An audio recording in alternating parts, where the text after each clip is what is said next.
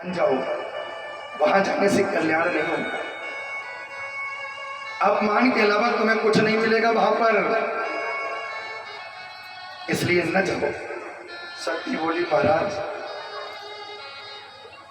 मुझे जाने के लिए आज्ञा दीजिए, और मैं मेरे पिता से जब मिलूंगी शिकायत करूंगी, उनसे कहूंगी तो मेरे पिता यहाँ पर आकर के आपसे क्षमा मांग करके आपको बुला ले चलेंगे। शंकर जी ने कहा ऐसा कुछ होगा ही नहीं। और आज शंकर जी को वो छुपी हुई बात जो अभी तक छुपाए बैठे थे वो बतानी पड़ी। बोले इसलिए मुझे तो नहीं बुलाया और मुझसे संबंध होने के कारण तुम्हें भी नहीं बुलाया। कौन सी बात?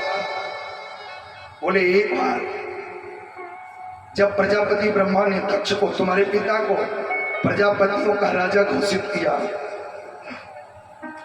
अच्छा, जब किसी को पद मिल जाता है तो उसकी स्वागत की सभा होती है कि नहीं? बड़े जयकारे लगाए जाते हैं। सभासद बन गए तो सभासद महाराज का एक विजय जुलूस।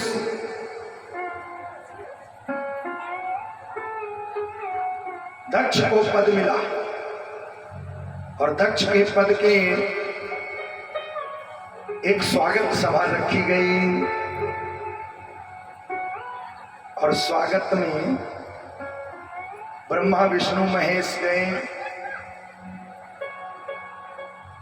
अच्छा, महेश तीनों देवता बैठे हैं तो शंकर जी कहते हैं कि हम तीनों त्रिदेव भी गए, तुम्हारे पिता को आने में थोड़ी देर लग गई, और तुम तो जानती हो मैं जैसे ही कोई खाली समय पाता हूँ वैसे ही माला जपने के लिए अपनी समाधि लगा लेता हूँ। तुम्हारे पिता को आने में देर थी तो मैंने जो थी अपनी आंख बंद करके राम राम की समाधि लगा ली, इतने में तुम्हारे पिता का आना हो गया। यद्यपि मेरा ये उद्देश्य नहीं था कि मैं उनका अपमान करूं, तो सब खड़े हुए। देवी मैं समाधिस्थ होने के कारण खड़ा नहीं हो पाया, तो उन्होंने आकर के मुझे न जाने कितनी गालियां सुनाई।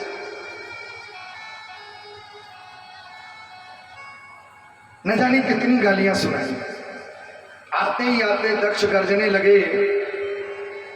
अच्छा, जो सभा का सभापति होता है उसका भाषण सबसे बाद में होता है, लेकिन जैसे ही दक्ष आए, आओ देखा न ताओ, सभापति का भाषण जो सबसे बाद में होना है, तो सभापति आते ही आते गर्जने लगे। एकदम क्रोध में आकर के जैसे ही शंकर जी को देखा। अच्छा, एक बात और है, अभिमानी व्यक्ति ये नहीं देखता कि हमारे स्वागत में खड़े कितने हुए, वो ये देखता है बैठे कितने रहे। तो सब खड़े हुए, तीन लोग नहीं खड़े हुए, ब्रह्मा विष्णु और महेश। दक्ष ने जैसे ही देखा तो दक्ष ने कहा कि पिता अगर बालक के स्वागत में खड़ा नहीं होता तो कोई बात नहीं, ब्रह्मा जी नहीं खड़े हुए कोई बात नहीं, विष्णु जगत पिता हैं ये भी नहीं खड़े हुए कोई बात नहीं, लेकिन ये शंकर तो मेरा दामाद है और दामाद तो बेटे के तुल्य होता है, ये क्यों नहीं खड़ा? अच्छा, गुस्सा जो है हमेशा रिक्शे वाले पे आते हैं, कमजोरी पे गुस्सा। आज तक हमने किसी पहलवान पर किसी को गुस्सा आते नहीं देखा। जब आई तो छोटे पर, जब आई तो कमजोर पे आई। ब्रह्मा ये, विष्णु ये और शंकर जी ये मेरे दामाद हैं, ये क्यों?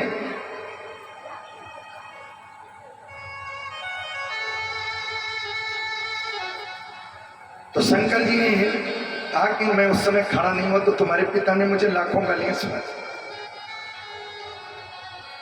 और शंकर जी कहते हैं कि उस समय ऐसा द्वंद्व खड़ा हो गया, मैं तो चुप रहा। दक्ष ने आते आते ही मुझे गालियां जब सुनाना प्रारंभ कर दिया तो हमारा वाहन नंदी से नहीं रहा गया, उसने दक्ष को श्राप दे दिया। दक्ष जब से आया है तब से बड़बड़ बकबक बक किए जा रहा है। मैं तुझे श्राप देता हूं कि तेरा मुख बकरे का लग जाए। दक्ष ने भी श्राप दे दिया। मैं भी श्राप देता हूं कि आज से शंकर के जितने भी गण हैं वो सब पाखंडी हो जाए। शंकर जी बोले मैंने तो कुछ नहीं कहा, मैंने मना और किया। नंदी भृंगी को कहा बैठ जाओ, ये हमारे ससुर जी हैं और हमें गालियां सुना रहे हैं। अंतर केवल इतना है, लोग ससुराल में सुनते हैं, हम इस सभा में सुनते, इसलिए बैठ जाओ। लेकिन वो स्थिति वहां पर रुकी नहीं, एक दूसरे पर साप देने लगे। शंकर जी कहते हैं मैं तो ये सोच रहा था कि ये स्वागत सभा है कि साप सभा है, तो मैं तुरंत चुपचाप, मैंने कुछ तो कहा नहीं, मैं वहां से उठा और चला आया। तो देवी इस नाते उस दिन ये हो गया। तो इस घटना के कारण मुझे तो नहीं बुलाया, मुझसे तुम्हारा संबंध होने के कारण तुम्हें भी नहीं बुलाया। लेकिन सती सती कहने लगी महाराज एक बार एक मौका दे दो, मैं जाऊंगी तो मेरे पिता जरूर बुलाए। तब शंकर जी को फिर दोबारा कहना पड़ा, हुई है सोई जो राम रचिरा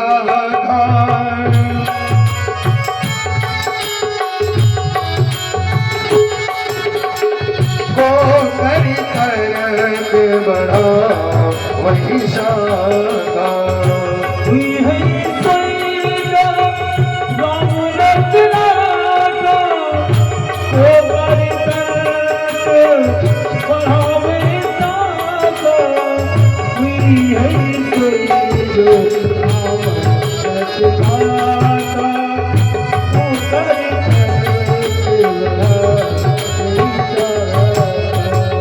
शंकर जी को फिर कहना। शंकर जी ने मन में विचार किया, लगता है कुछ अनहोनी होके रहे। नंदी भृंगी को बुलाया, जाओ इनको छोड़ा। गए, छोड़ा ही। जितने भी देवता थे जो शंकर जी के सहित सती को रोज प्रणाम करते थे, लेकिन जैसे ही दक्ष के यहाँ सती पहुंचती हैं तो सती को कोई राम राम प्रणाम करने वाला देवता। 16-15 बहनें थी, छोटी छोटी बड़ी, उन बहनों ने सती की खूब हंसी उड़ाई। ओहो देख लो, बिना बुलावे के आ गई, न चिट्ठी गई न पत्री गई, और देख लो। ओह कोई बात नहीं, आ गई है तो ठीक है। अच्छा ये बता, उस नंग धड़ंग ने एक कमरा भी बनवा पाया अभी तक? अनेक अनेक प्रकार से सती का मजाक बनाया। सती को लगा कि मेरे पति ठीक कह रहे थे, लेकिन चलो कोई बात नहीं, बहनें हैं, कोई मतलब नहीं। आगे बढ़ी सती माता की जो माता थी वो इंतजार कर रही थी, मेरे तो सब दामाद और बेटियां आई हैं, लेकिन सबसे छोटा दामाद नहीं आया और बेटी भी नहीं आई। उसी समय सती को आया, देखा, माता का हृदय द्रवित हो गया। और मायका कब तक होता है? क्यों भाई? मायका तभी तक होता है जब तक मां। दुनिया में हर स्त्री का मायका होता है और हर स्त्री अपने मायके जाती है, लेकिन जाने के बाद अगर मां नहीं उसे दिखाई पड़ती है, मर जाने के बाद, तो सब सुना सुना सा लगता है। जैसी भी हो मां है।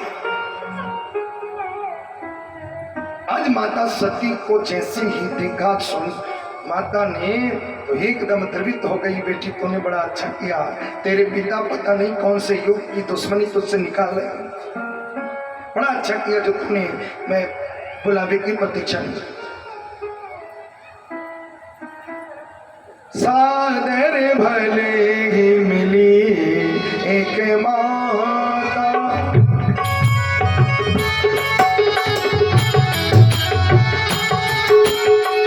भगिनी मिली बहुत मुस्काता, भगिनी मिली बहुत मुस्काता, भगिनी मिली बहुत मुस्काता।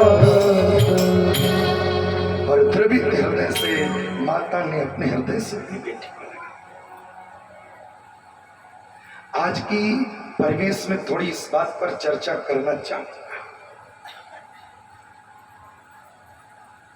सासें भी ध्यान दें और बहुएं भी ध्यान दें। एक मां जब अपनी बेटी को विदा करती है, आजकल की भले ही ना सिखाए, लेकिन कोई कोई आज भी बेटी को सिखा करके भेजती है।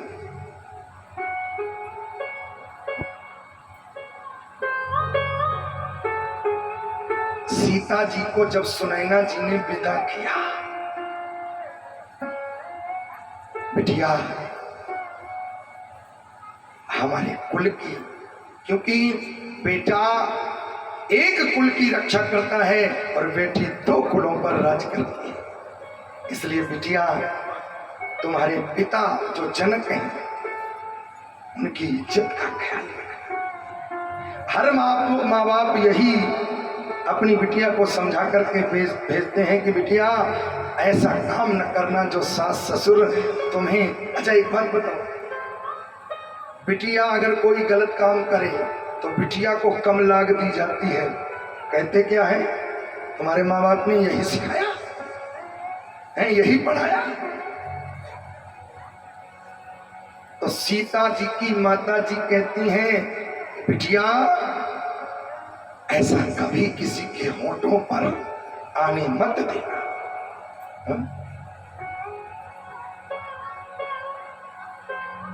लेकिन कोई कोई सासें भी अपनी बिटिया को तो बिटिया समझती हैं, और वो बेटी आई है वो भी किसी की बिटिया है। आप उसके ऊपर भी उसे भी समझिए। जिस समय सीता जी अपने ससुराल आई हैं, दशरथ जी ने कौशल्या जी को बुलाया है, इधर इन्हें बहू मत कहना। परिलरखनी ब्याही घर आई, हमारी बिटिया होती भले ही थोड़ा कष्ट हो जाता, बर्दाश्त कर लेता, लेकिन पराई लड़की दूसरे घर से आई है तो राखे हो नयन पलक की नाई। उसी प्रकार इनकी देखभाल करना जैसे नैनों की रक्षा ये पुतली करती है, ये पलक करती है। आजकल एक बात और निकल के आती है, बेटा हो जाए तो बहू बहुत अच्छी, बिटिया हो जाए बहू बहुत खराब। ये क्या बहू के बस की बात है या उसके हाथ की बात है? और हमें तो एक बात नहीं समझ में आती है, जो सासें अपनी बहुओं से बिटिया हो जाने पर बहुत डांटती हैं, हमें एक ही बात नहीं समझ में आती है कि आप भी तो बिटिया ही हो हैं? आप भी तो बिटिया ही हो, तो बिटिया के हो जाने पर क्यों नाक मुंह सकोड़ लेती हो?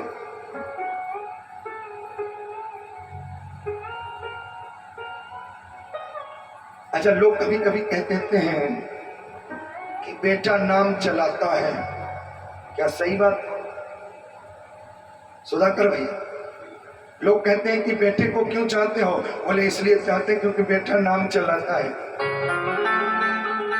क्या सही बात है? और मैं तो कहता हूं बेटा नाम नहीं चलाता, नाम कटाता। कैसे?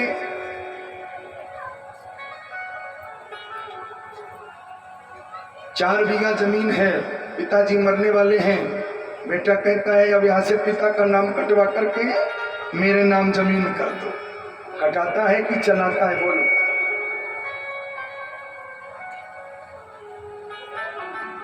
बेटा नाम कटाता है। लेकिन जिस समय अपने कलेजे के टुकड़े को जनक जी ने विदा किया है, बिटिया को बहुत समझाया। बड़ी सुंदर गीत की पंक्ति है, आइए बड़े ध्यान से सुनिए। क्या समझा करके भेजा? बेटी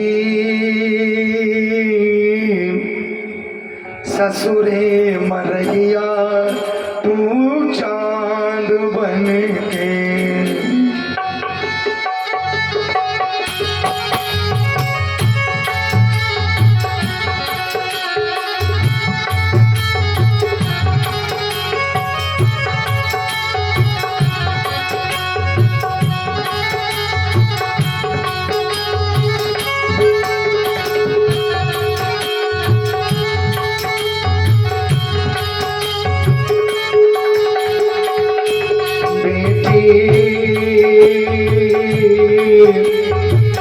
ससुरे मरैया तू चांद बन के, ससुरे मरैया तू चांद बन के, अपनी अखियन की पुतली का परान बन के, अपनी जैसे अखियन की पुतली का परान बन के, ससुरे मरैया तू चांद बन के, ससुरे मरैया तू चांद बन के।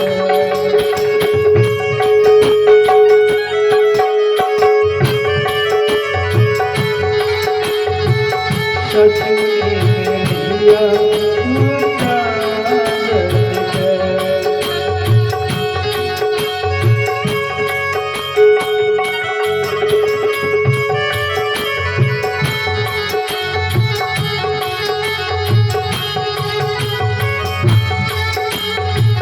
और जनक जी ने कहा, सास पे निस दिन पैर दबैया, दिन पैर दबैया, बिटिया सबसे पाछिल खैया, बिटिया सबसे पाछिल खैया, सास पे निस दिन चरण दबैया, निस दिन चरण दबैया, बिटिया सबसे पाछिल खैया, सबसे पाछिल खैया। ससुर के बारे जब पनैया पानी पीवे नंगे पौआन, पानी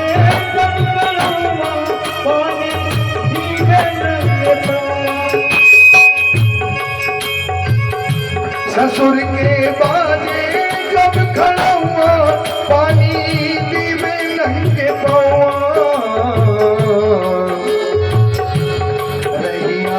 अगहन पूस महीनवा के बिहान बन के,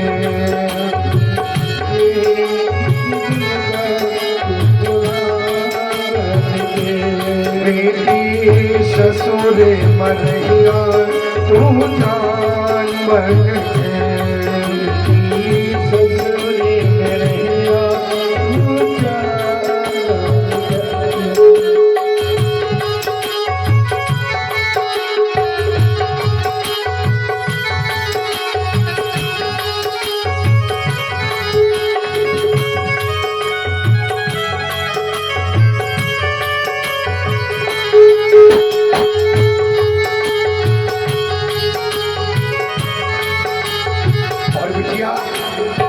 एक बात नोट कर, ऐसन करिहा सबसे प्यार, सबसे प्यार, तोहरा बिन लागे अंधियार, बिन लागे अंधियार। परिवार में ऐसी व्यवस्था बना लेना, जब तुम उस घर में न हो तो जो घर में रहने वाले लोग हों ससुराल के, जब तुम उस घर से विदाई तुम्हारी हो, तो उस समय जब तुम घर में ना हो तो तुम्हारे बिना वो घर सूना सूना लगे, ऐसी व्यवस्था लेकर के चलना।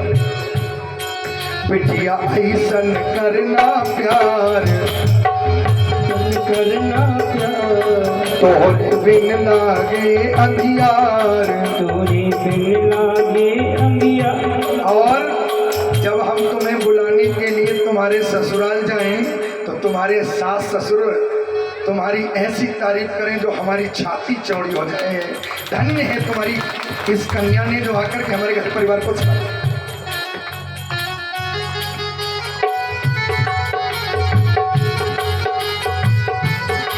सुनल जाई जब पढ़ाई, छाती जाई जब भुलाई, सुनल जाई जब पढ़ाई, छाती जाई हो भुलाई। तुम्हारी तारीफ सुनकर के मेरी छाती चौड़ी हो, ऐसा व्यवहार। सबके होगी रैया गीता और पुराण बन के, सबके होगी रैया गीता और पुराण बन के। बेटी कोई माँ बाप नहीं चाहता कि हमारी बेटियां ससुराल में जाकर के, लेकिन ये जरूरी नहीं है कि किसी ने अपनी बेटी को दे दिया तो उसकी बेटी खराब हो। कोई सासें भी बहुत खराब होती, बुरा नहीं मानना। आजकल बेटियां कम माहौल खराब करती हैं, सासें ज्यादा माहौल खराब करती हैं। लेकिन वो सासें ये ध्यान दें, सास भी कभी बहू थी।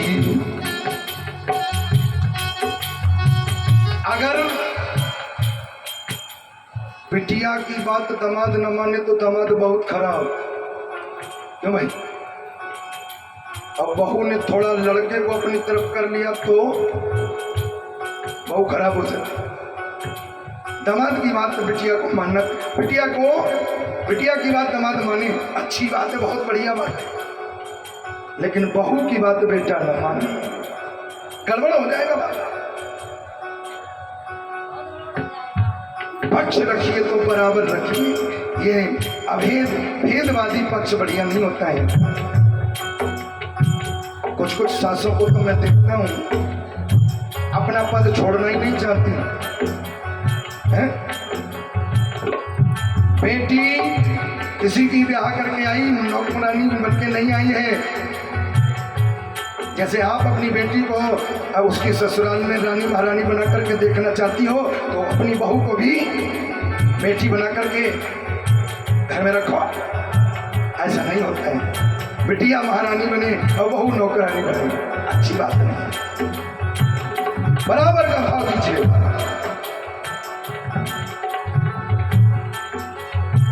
क्योंकि वो पराई है तो क्या हुआ, उसे अपना बना करके तो रखिए, आनंद आए। ये नहीं चलेगा कि बेटी राज करे और बहू नौकरानी की तरह। आप पल्ला भाव रखिए। बोले भगवत्सल भगवान। भगवान ने एक बेटी ही तो है जो दो कुलों को बेटा, एक कुल भी नहीं तार पाता। आज बेटाओं की हालत क्या है, सबको विदित है। बिटिया दो कुलों को बनाती है।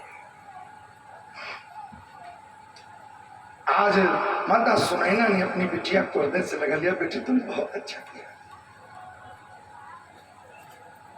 माता। अब मैं यज्ञ मंडप में जाना चाहती हूँ, परिक्रमा करना चाहती हूँ। अच्छा ठीक है, तो यज्ञ देखने के लिए जैसे ही चली है, लेकिन यज्ञ के मंडप में जैसे ही पहुंची है तो छोटे से छोटे देवता का भाग देखा है, बड़े बड़े देवादिदेव महादेव का कोई भाग नहीं देखा। और भागवत की एक कथा कहती है, एक पतिव्रता स्त्री अपना अपमान तो सहन कर लेगी। अभी तक किसका अपमान होता रहा? सती का। सहन कर गई, लेकिन यज्ञ मंडप में जब छोटे से छोटे देवता का भाग देखा है तो अपने पति का अपमान नहीं सहन करता। पति का भागवत की कथा ये कहती है, एक पतिव्रता स्त्री जो है अपना अपमान सहन कर लेती है, लेकिन अपने पति का अपमान सहन नहीं होगा। सती को भी, तो सती ने अब अपने पिता को ललकारना प्रारंभ कर दिया। ऐ दक्ष, तुम्हें छोटा सा पद क्या मिल गया है जो तुमने उस पद के कारण अभिमान में भर करके इस यज्ञ में देवादिदेव महादेव को नहीं बुलाया। जिन भगवान शिव का नाम शिव है, शिव का मतलब ही कल्याण है, ऐसे कल्याणकारी जिस शिव का यज्ञ में आह्वान न हो तो वो कैसे यज्ञ कल्याणकारी हो सकता है। और मैं आज एक विशेष बात कह रही हूं, अगर मैं वापस जाती हूं तो मेरे पति मुझसे कहेंगे आ गई दक्ष की सुता, अपना अपमान करा के, मैंने मना किया था। तो मैं अपने पति के इन वचनों को कानों से नहीं सुनना चाहती और इस शरीर को इसलिए नहीं रखूंगी क्योंकि इस शरीर में शिव के द्रोही का खून भरा हुआ है। तो न तो वापस जा सकती और न ही इस शरीर को रख सकती। और उसी समय सती ने अपने पिता के उस यज्ञ में असकई जोग अग्नित ही चाला, अपनी ही तपस्या के बल पर अग्निकुंड में अग्नि प्रज्वलित करी और सती ने उसमें लगा दी छलांग।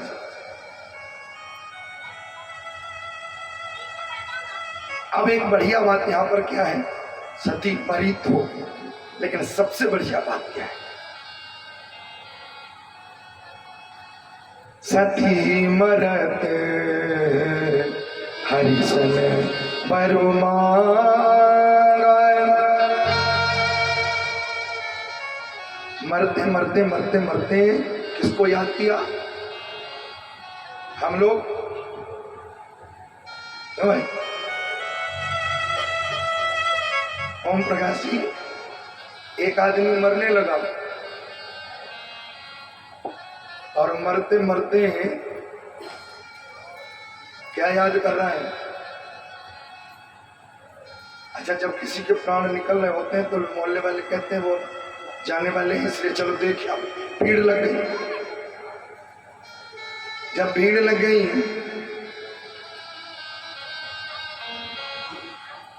और मरने वाले इधर प्राण निकल रहे हैं और उधर वो ऐसे ऐसे करें,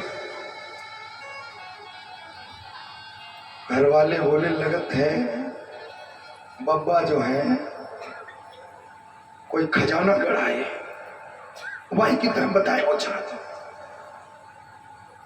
ऐसा करो और अब तक 1 रुपया दवाई भी ना उनकी खर्च करो और जैसे ही इशारा देखो सोई डॉक्टर को बुलाओ।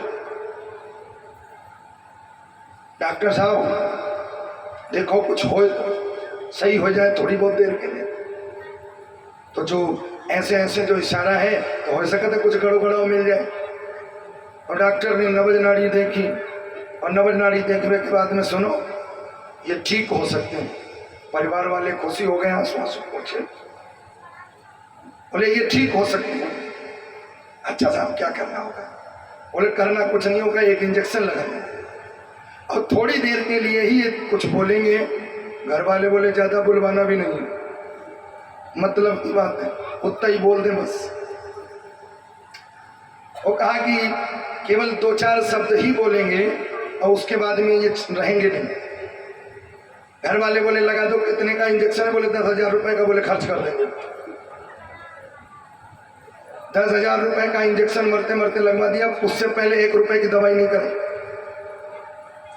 इंजेक्शन लगाया, चेतना आई और बाबा जी ने जैसे ही एकदम शरीर में जब इंजेक्शन की दम आई इधर उधर देखना चालू किया, ये लोग हमारे आसपास क्यों खड़े? तो एकदम अपने परिवार वालों से चिल्ला करके बोले ए, तुम सब हमें घेरे खड़े हो और तुम्हें ये नहीं दिखाई पड़ रहा है वो पढ़ना जो है रस्सी चब रहा है। मरतो मरत पड़ रहा की रस। क्या इसीलिए जन्म हुआ है कि अंत समय पड्डा की रस्सी? लेकिन सती के जीवन की सबसे विचित्र घटना यह है कि सती ने मरते मरते मरते मरते छलांग लगाई। लेकिन सबसे अच्छी बात क्या थी कि सती मरते हरिशन वरु मांगा। और वरदान क्या मांगा? जन्म जन्म शिव पद अनुराग।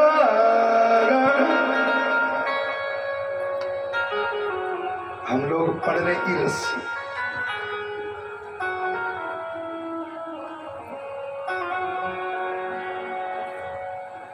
सब जीवन सार्थक हो जाता है जब अंत समय भगवान नाम उच्चारण करके हमारी समझ में जितनी अच्छी मृत्यु भीष्म पितामह को मिली उससे अच्छी मौत दुनिया में किसी की नहीं।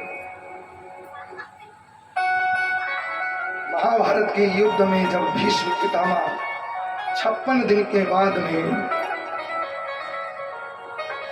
मरने की कगार पर आए, एक दिन पांडवों के सहित कृष्ण पधारे और कृष्ण ने जैसे ही प्रणाम किया है, आंख उठा करके भीष्म पितामह ने देखा आज गए केशव, यहां आ गए। बड़ी प्रतीक्षा कराई और अब जरा तुमने मुझे प्रतीक्षा कराई है तो अब मैं तुम्हें भी प्रतीक्षा थोड़ी कराऊंगा। क्या चाहते हो बाबा जी? जरा सामने आ जाइए। कन्हैया आ गए। अब लटका हुआ चेहरा लेकर के आए, ऐसे मुरझाए थे। भीष्म पितामह बोले ऐसे खड़े होने के लिए नहीं कहा है, ये लटका हुआ चेहरा नहीं चाहिए, लटके हुए चेहरे को लेकर मत खड़े होइए। बोले फिर? बोले जरा होठों पर मुस्कान लाइए। और मुस्कुराते हुए कन्हैया को देख करके आज भीष्म पितामह ने कहा कि अब हम चलना चाहते हैं, अपने प्राणों को छोड़ना चाहते हैं। कि सब मेरी एक बेटी है और उस बेटी का विवाह हम तुमसे करना चाहते हैं। कन्हैया बोले ब्रह्मचारी हो और तुम्हारी कौन सी बेटी है? भीष्म पितामह बोले ये मेरी बुद्धि जो है यही मेरी बेटी है और ये बुद्धि रूपी बेटी अब आपको मैं आपके चरणों में समर्पित कर रहा हूं।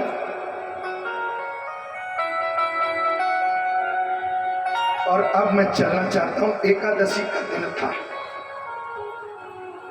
और भीष्म पितामह जो थे एकादशी का व्रत रहा करते थे।